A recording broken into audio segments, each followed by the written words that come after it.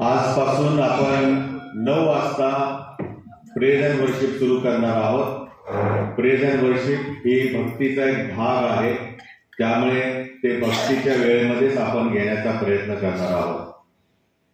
8:30ला आम्ही मागे सुरुवात करून पाहिलं, परंतु त्यापेक्षा 9 वाजताच्या वेळेला जर आपण ती घेतली तर त्याला अधिक महत्त्व प्राप्त होईल आणि जे उपस्थित असतात त्या सर्वांना त्याच्यामध्ये सहभागी होता येतं आणि म्हणून 9 ते 9:15 आपली प्रेज अँड वर्शिप असेल आणि मग 9:15 नंतर आपण आपल्या नियमित भक्तीला प्रारंभ करणार आहोत। आणि म्हणून देवाच्या हाती आपण स्वतःला स्वाधीन करू, आपण प्रार्थना करूया। पवित्र पवित्र सैन्यांच्या यहोवा देव बापा, आम्ही तुझी स्तुती आणि आराधना करतो। तू आमचा महान प्रभू आहेस आणि आज प्रभू तुझ्या मंदिरात आम्ही तुझी स्तुती सेवा आणि गौरव करायला आलेलो असताना तू आमचं सहाय्य कर, तू आम्हाला आपल्या आज्ञेने चालव। आमच्याद्वारे आज होणारी तुझी सर्व स्तुती आराधना प्रभू तुला मान्य असो। तारणार आमचा महान प्रभू येशू ख्रिस्त याच्याद्वारे, आमेन। ज्यांना उभं राहता येईल ते उभं राहू शकता, जर थकला तर तुम्ही बसू शकता। ओके,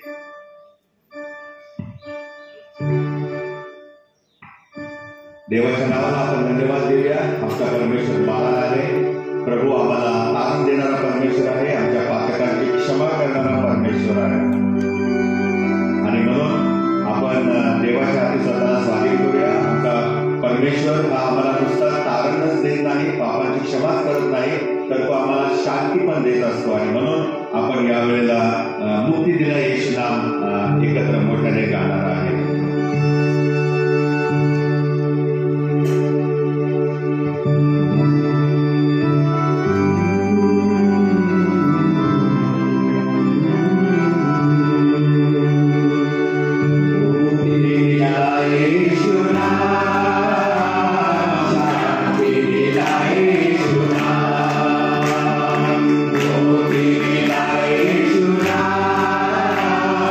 Shall be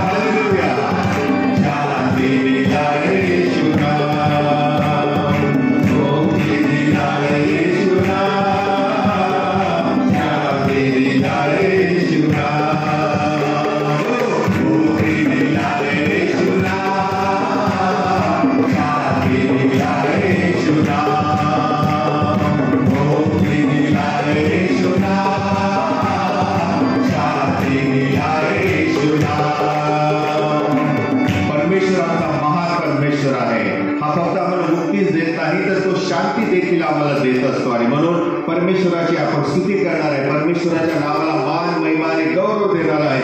त्याची प्रशंसा आपण जेवढी करू तेवढी कमीच आहे आणि म्हणून परमेश्वर हा आमचा इस्रायलच्या स्तवनामध्ये राहणारा परमेश्वर आहे. म्हणून यावेळेला आपण दुसरं गीत गाणार, तेरी स्तुती हो, तेरी महिमा हो, प्रशंसा हो प्रभू.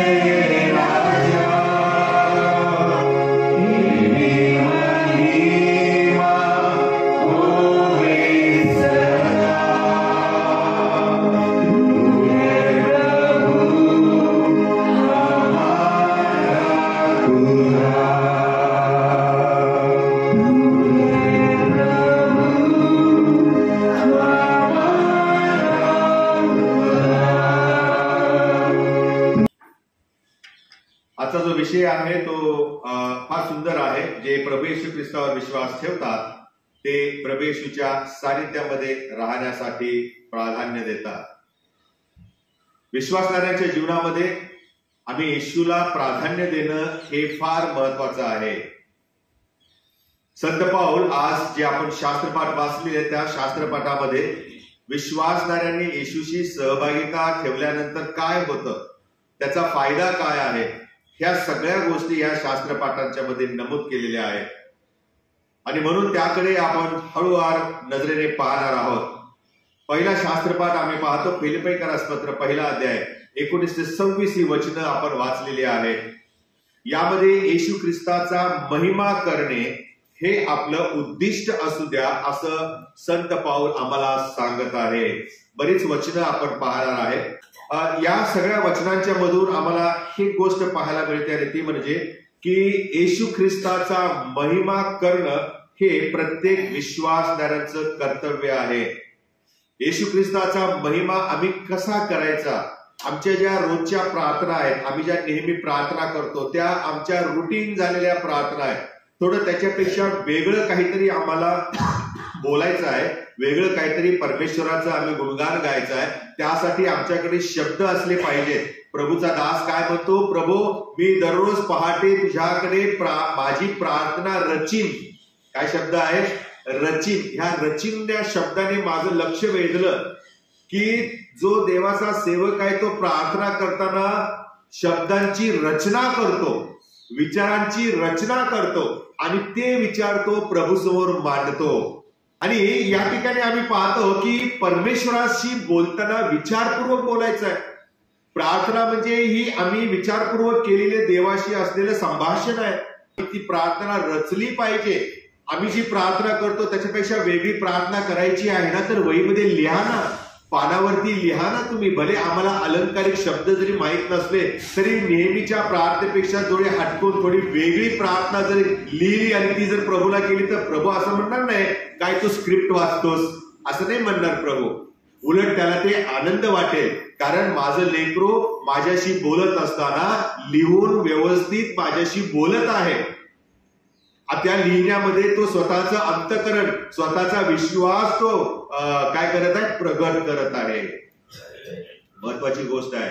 आम्ही आमच्या लेकरांना प्रार्थना शिकवतो. असं म्हणतो का कधी आपण, तुला जसं प्रभू सुचवेल तसं कर प्रार्थना, तू मोठा होशील तेव्हा तू स्वतःच प्रार्थना करायला शिकशील?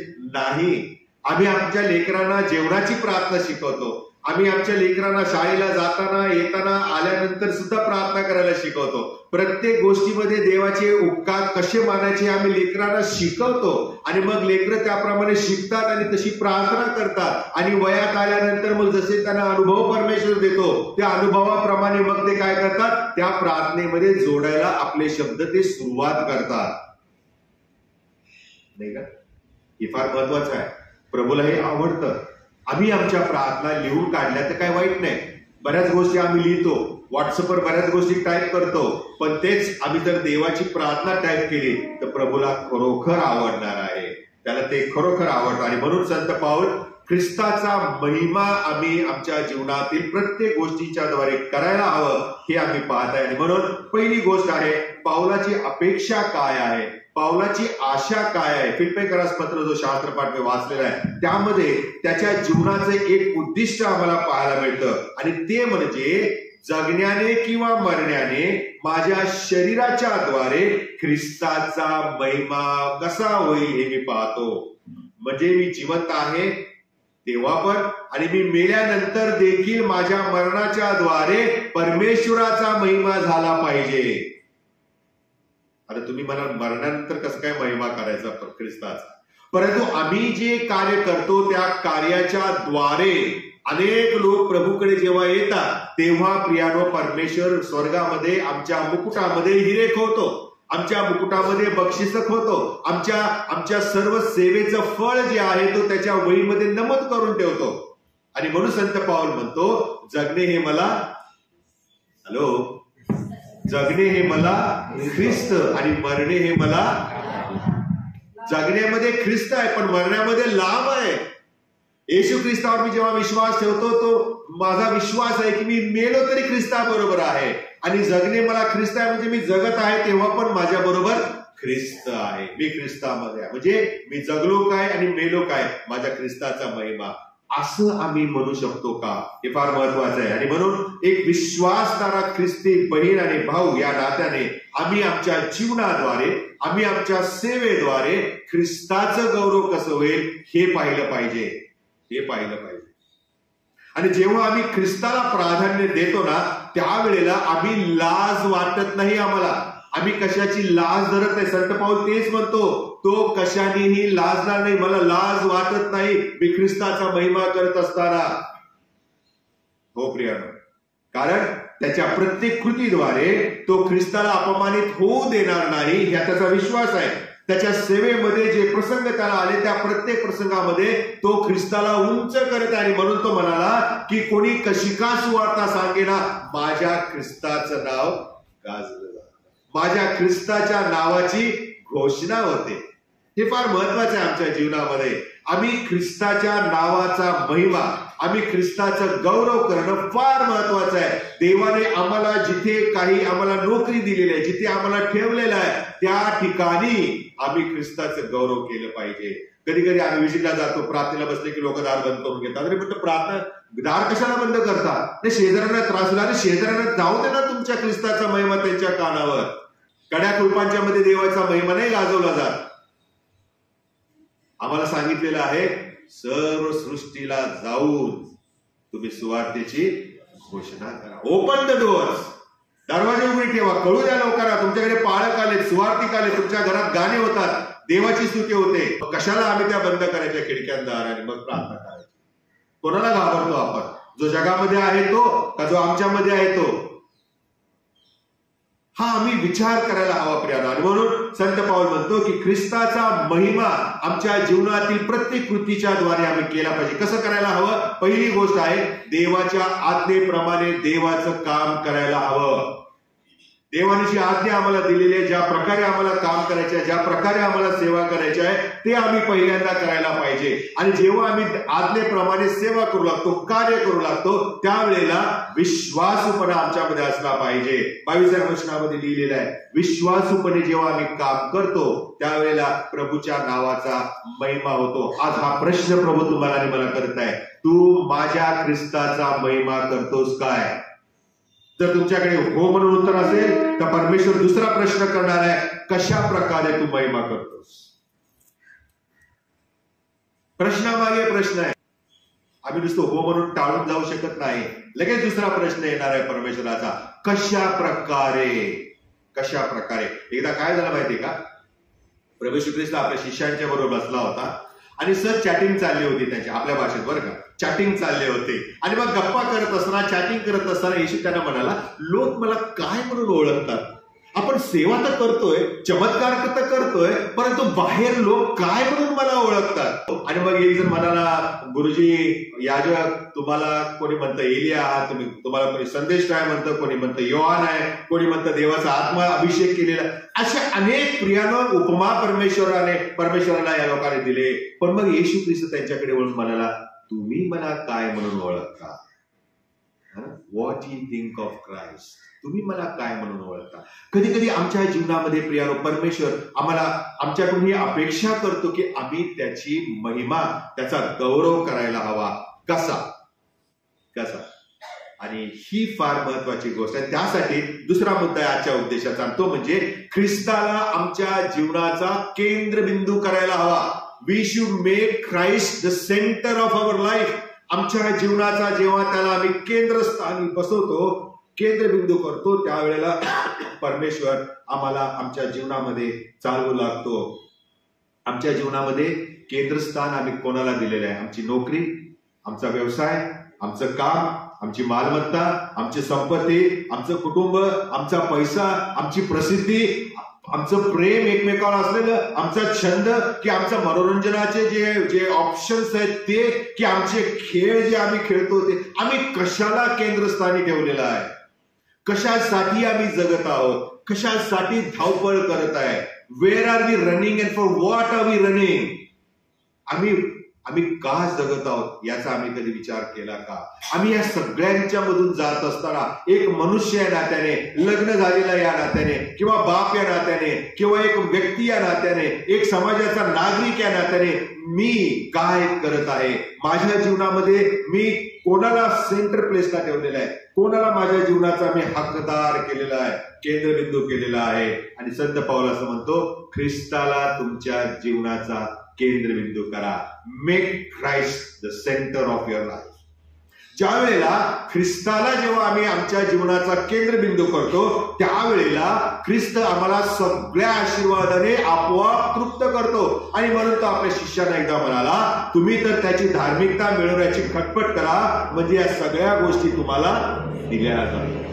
Seek ye first the kingdom of God, and all these things shall be added unto you. परमेश्वर आमच्या जीवनामध्ये असेच आशीर्वाद देतो. Added, these all things shall be added and you. जे ऍडेड जे असतात ना, ते खूप छान असतात, ते खूप आशीर्वादित असतात, ते खूप लाभाचे असतात. आम्ही विसरता कामा नये. आमच्या येशूला आमच्या जीवनाचा केंद्रबिंदू करायचा आहे. आमच्या येशूला आमच्या जीवनामध्ये जोडायचं नाहीये. तू पण ये, मित्र आहेस पण तू पण ये माझ्या जीवनात. आम्ही नेहमी ही चूक करतो. आम्ही येशू ख्रिस्ताला जीवनाचा एक भाग समजतो, पण एक भाग समजण्यापेक्षा का नाही त्याला आमचं संपूर्ण जीवनच देत. जर आम्ही 100% स्वतःला प्रभूच्या हाती स्वाधीन केलं आणि 100% त्या येशूला आपल्या जीवनामध्ये घेतलं, प्रभू आज तू माझ्यामध्ये जीवन जग, ते किती छान. पाऊल आम्हाला हे शिकवण देत आहे, तुमच्या जीवनाचं पुढारी पण प्रभू येशू ख्रिस्ताच्या हातामध्ये द्या. त्याला तुमचं जीवन होऊ द्या. Jesus is life. Jesus is not part of life. Jesus is life. Yeshu हेच जीवन आहे. सार्वकालिक जीवन म्हणजे खुद्द येशू आहे. त्याच्या स्वतःच्या मुखातले शब्द आहेत योहानाच्या शुभवर्तमान 17व्या अध्यायामध्ये. आणि म्हणून हे जे सार्वकालिक जीवन आहे हे आमच्यामध्ये असणं फार गरजेचं आहे. आणि जेव्हा हे आमच्यामध्ये येतं तेव्हा ते प्रकाशमान होतं. आमचं आयुष्य प्रकाशमान होत आहे प्रियानो. तिसरा महत्वाचा मुद्दा आहे, जेव्हा मी येशू ख्रिस्ताला माझ्या जीवनाचा केंद्रबिंदू बनवण्याचा प्रयत्न करतो, त्याच्यामध्ये काय फायदा आहे, काय महत्वाचं काय आहे, मी येशूला का स्थान द्यावं, का स्थान द्यावं? कधी कधी आम्ही म्हणतो की आमच्या पगाराचा 10वा भाग न विसरता परमेश्वराच्या भांडारात आणला पाहिजे. प्रश्न आहे तो की 10वा भाग का द्यायचा?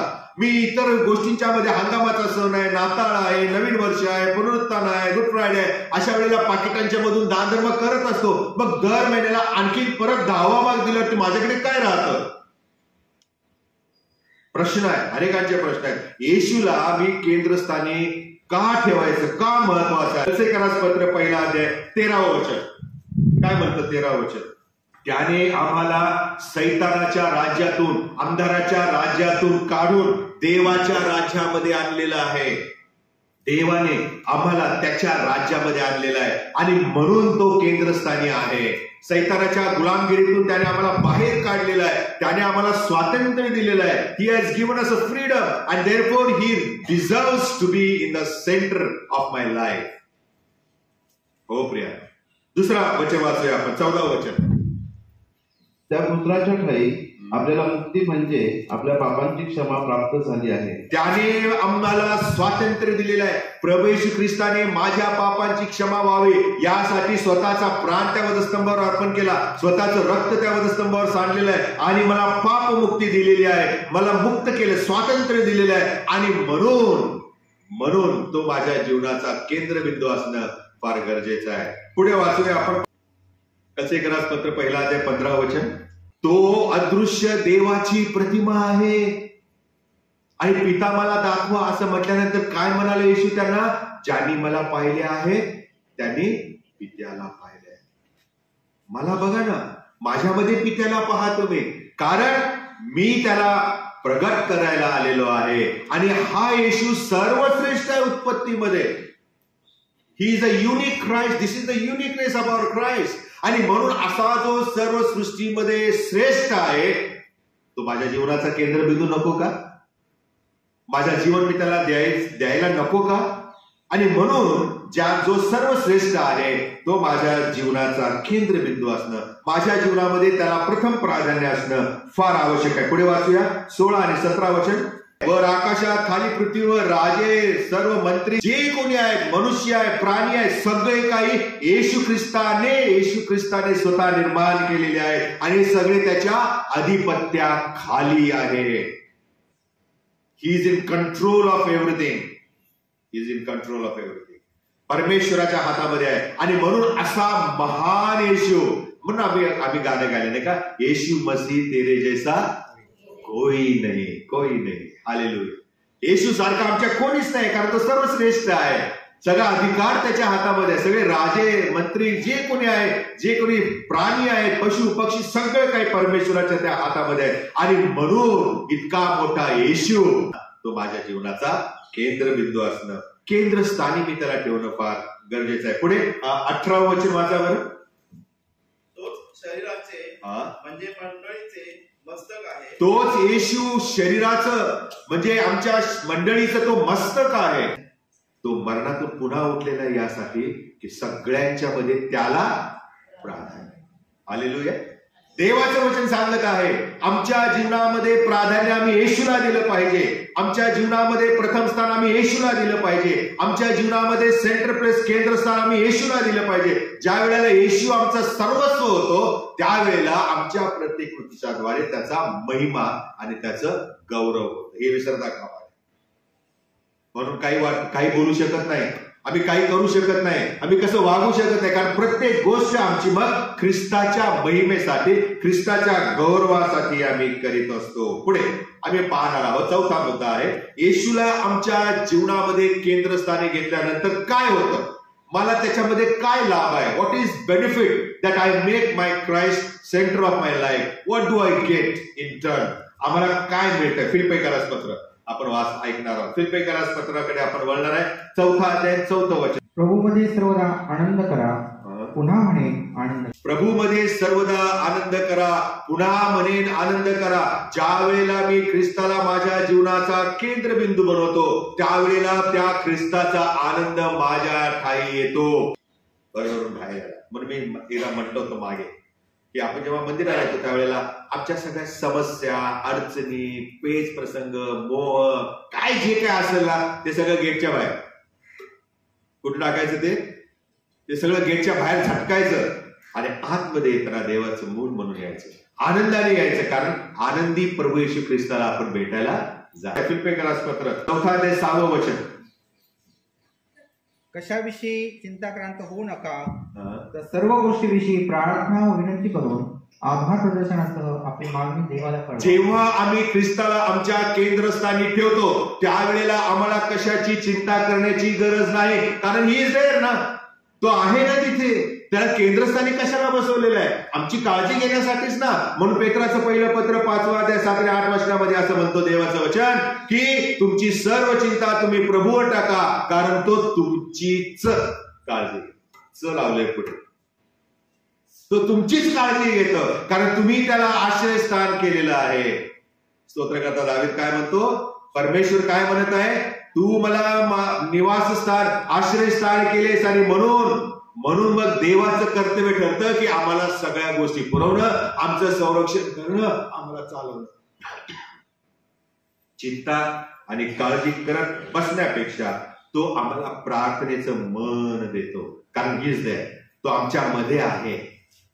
तो आम्हाला सांभाळतो, तो आम्हाला मार्गदर्शन करतो. पुढे आपण पाहणार आहोत फिलिप्पियरास पत्र 4th अध्याय 8वं वचन. काय म्हटलेलं आहे, जेव्हा आम्ही प्रभू येशू ख्रिस्ताला आपल्या केंद्रबिंदू जीवनाचा करतो. येस बंधूंनो, शेवटी इतकेच सांगतो की जे काही सत्य, जे काही आदरणीय, जे काही न्याय, जे काही शुद्ध, जे काही प्रशंसनीय, जे काही श्रवणीय, जे काही सद्गुण, जे काही स्तुती, त्याचे मनन करा. चांगल्या गोष्टीचे मनन करा. थोडक्यात काय आहे, चांगल्या गोष्टींचे मनन करा. तुम्ही बघितलं का कधी त्या 4 शुभवर्तमानामध्ये येशू ख्रिस्ताच्या सेवेबद्दल लिहिले. तेव्हा त्याला लोक कंप्लेंट घेऊन आले, त्यावेळेला त्याने त्यांना सुधारण्यासाठी धडे शिकवले. आम्ही चांगल्या गोष्टीचं मनन करावं, कारण त्याद्वारे आमच्या मज्जारज्जूमध्ये, आमच्या हाडांच्या मध्ये सत्व निर्माण होतं आमच्यामध्ये ताकद निर्माण होते, आमच्यामध्ये प्रभूचा आत्मा काम करू लागतो. आणि म्हणून प्रभूचं वचन स्पष्ट आहे. ह्या ज्या सगळ्या गोष्टी लिहिलेल्या आहेत यांचं तुम्ही मनन करा. वाईट गोष्ट दुसऱ्याकडे सोडून द्या, चांगल्या गोष्टी बोला. एखाद्याविषयी चांगलं बोला, जरी तो तुम्हाला आवडत नसला तरी चांगलं बोला, कारण तुमच्या चांगल्या बोलण्याने त्याच्याबद्दल तुमच्या मनामध्ये चांगले विचार निर्माण होऊ लागतात.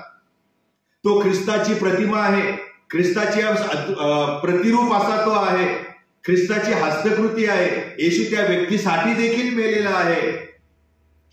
हे का आम्ही विसरतो? तारण फक्त माझ्यासाठीच नाही तर त्याही व्यक्तीसाठी आहे. आणि म्हणून प्रभूचं वचन असं म्हणतं, जे काही सत्य आहे, जे काही विचार करण्यासारखं आहे, जे काही चांगलं आहे त्याचं तुम्ही मनन करा. मनन करा. आणि म्हणून मराठीमध्ये एक म्हण आहे, दोष आपल्यातले हुडकावे, सद्गुण दुसऱ्याचे पाहावे. हो प्रिय. आणि हेच प्रभूचं वचन आम्हाला शिकवत आहे की तो आमची विचारसरणी बदलतो. ख्रिस्ताला जेव्हा आम्ही आमच्या अंतःकरणामध्ये ठेवतो, तोंडात नाही बरं का, मेंदूत नाही, जेव्हा आम्ही त्याला आमच्या जीवनाचा केंद्रस्थान प्राधान्य देतो त्यावेळेला तो आमच्याद्वारे कार्य करायला लागतो. तो आमची विचारसरणी बदलतो, आमचा दृष्टिकोन बदलतो, असं देवाचं वचन आम्हाला शिकवत आहे. पुढचं वचन 4 अध्याय 13 वचन काय लिहिलेलं आहे? फिलिप्पीकरास पत्र 4 अध्याय 13 वचनामध्ये, मला सामर्थ्य देण्याच्या ठाई मी सर्व काही करावयास शक्तिमान आहे. मी सर्व काही करायला समर्थ आहे.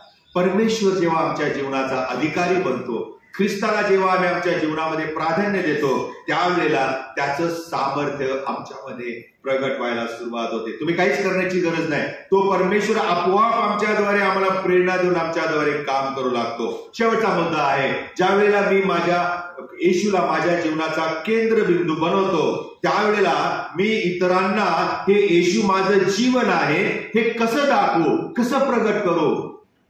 How would I communicate that Christ is the center of my life? मी काय करायला हवं? इफिसकरास पत्र 5 अध्याय 15 वचन काय म्हटलेलं आहे? परमेश्वर आम्हाला काय सांगत आहे, आम्ही कशा प्रकारे प्रभू माझ्या केंद्रस्थानी या जीवनामध्ये हे आम्हाला पाहायला सांगत आहे. इफिसकरास पत्र 5 अध्याय 15 वचन. तर आपण प्रीतीने सत्याला धरून मस्तक असा जो ख्रिस्त त्याच्या सर्व प्रकारे वाढावे. ख्रिस्ताला आमचा मस्तक समजून आम्ही त्याच्या प्रत म्हटलेलं आहे. येशू ख्रिस्ताच्या जवळ, येशू ख्रिस्तामध्ये आम्ही वाढावे असं शास्त्रामध्ये लिहिलंय. आणि जेव्हा आम्ही ख्रिस्तासाठी जगायला लागतो, ख्रिस्तामध्ये जेव्हा आम्ही वाढायला लागतो त्यावेळेला जगाला आपोआप दिसून येतं की ख्रिस्त माझ्या जीवनाचा केंद्रबिंदू आहे. पुढे 17 वचन.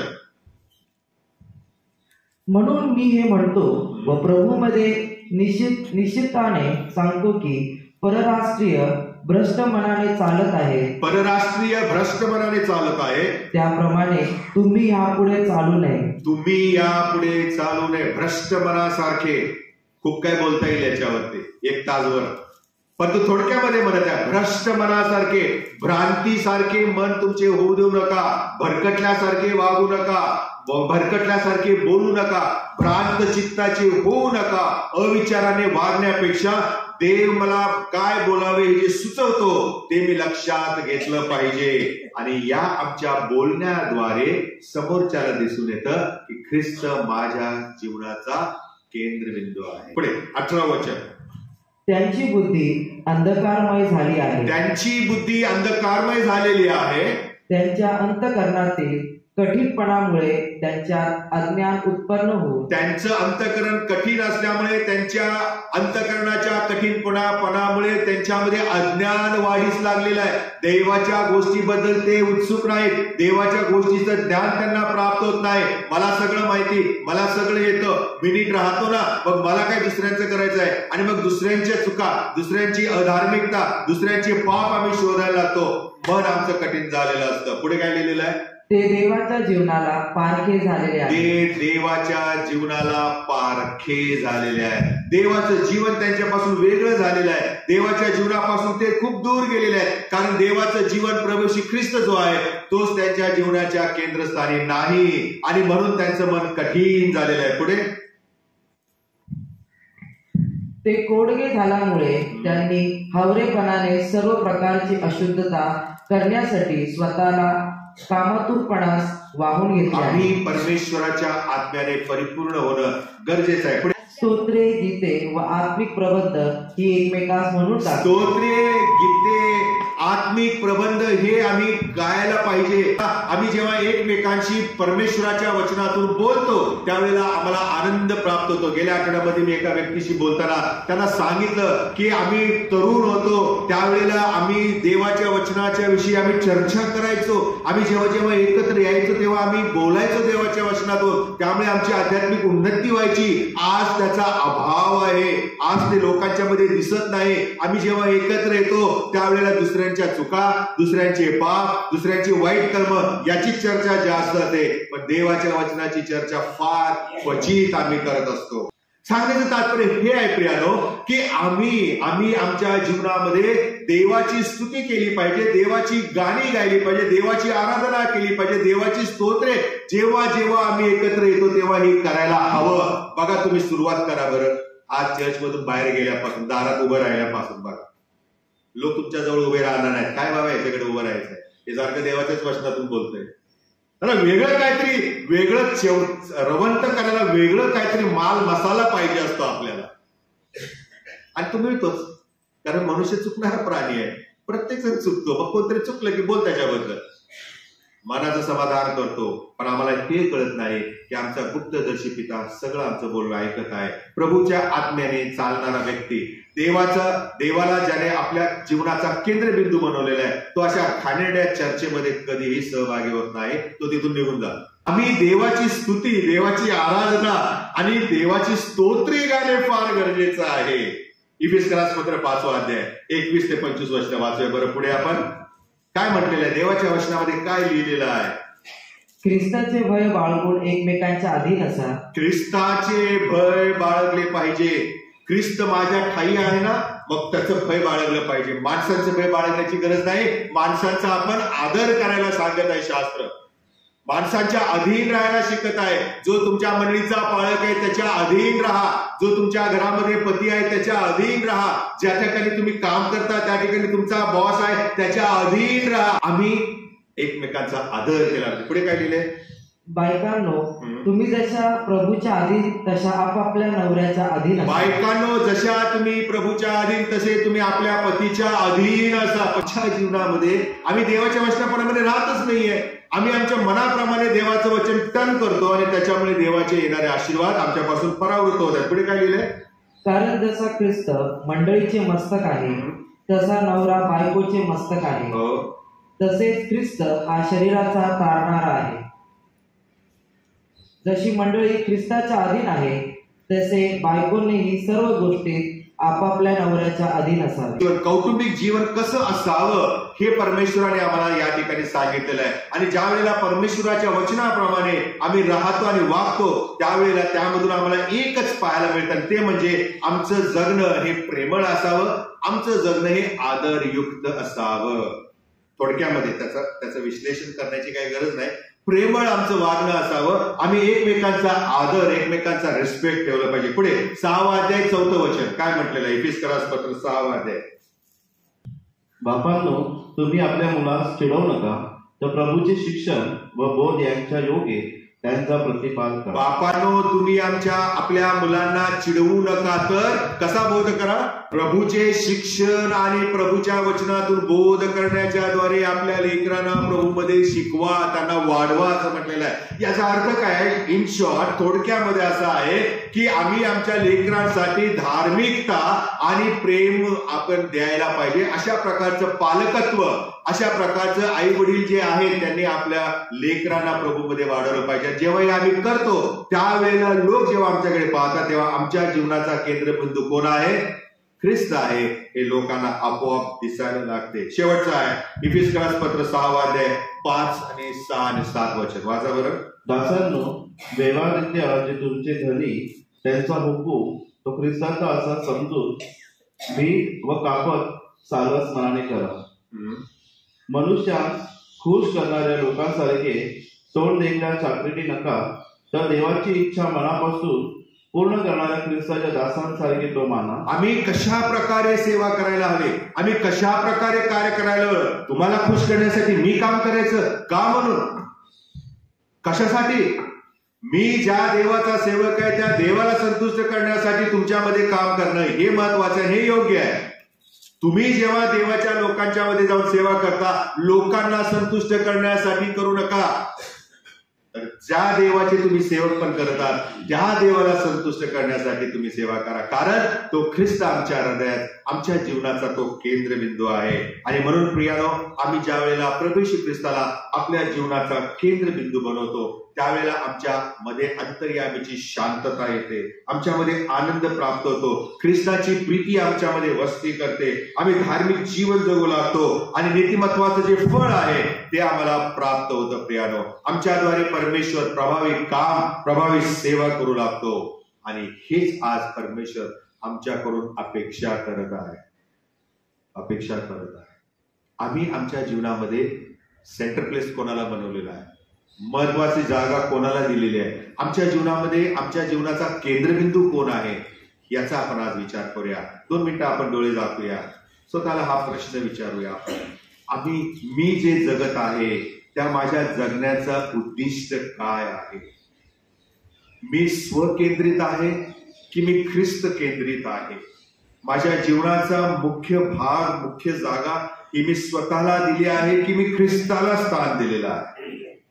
या जगामध्ये राहत असताना भौतिक गोष्टींच्या वरती माझं लक्ष आहे का? या जगिक गोष्टी मिळवण्याच्या मागे मी लागलेलो आहे का? आणि हे लागलेले असताना, मिळवण्याचा प्रयत्न करत असताना आध्यात्मिक गोष्टींच्याकडे माझं दुर्लक्ष मी करत आहे का?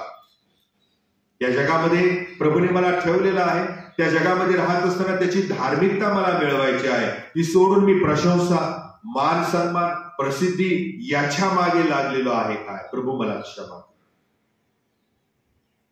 पुन्हा एक वार तू आज तुझ्या वचनातून आव्हान दिलेलं आहेस की जर मी विश्वासणारा आहे तर माझ्या जीवनाचं केंद्रबिंदू, माझ्या जीवनाचं केंद्रस्थान हे तू असायला हवंस. आणि जेव्हा तू माझ्यामध्ये येतोस त्यावेळेला एक स्वर्गीय अनुभव, एक स्वर्गीय आनंद, एक स्वर्गीय शांतता माझ्यामध्ये येते, स्वर्गीय प्रीती माझ्यामध्ये नांदू लागते. आणि मी धार्मिक जीवन, इतरांच्या उपयोगासाठी येणारं जीवन, इतरांना प्रभूकडे आणणारं जीवन मी जगू लागतो. आणि म्हणून अशा प्रकारे विश्वासणारी व्यक्ती तू मला बनव, हीच प्रार्थना करतो.